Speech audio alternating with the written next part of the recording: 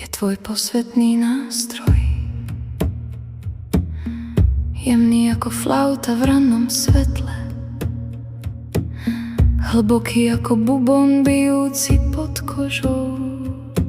Nádych hladí, výdych necháva znieť.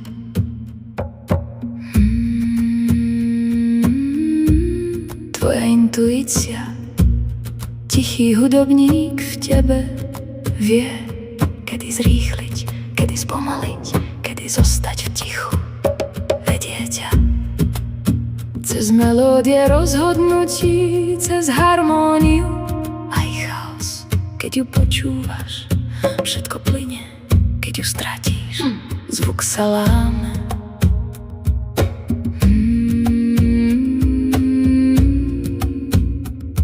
Tvoja duša, neviditeľná, no prítomná v každom tóne, je dýchom emócie, ktorá dáva hudbe zmysel. S ňou sa zvuk mení na príbeh.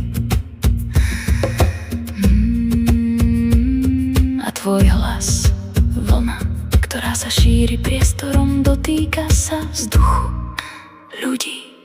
Svetla medzi nimi, tichý, keď načúvaš, silný, keď dovolíš, keď ho držíš. Chveje sa vnútri, keď ho pustíš, rezonuje svetom, v ňom sa stretáva telo a duša, ticho a zvuk.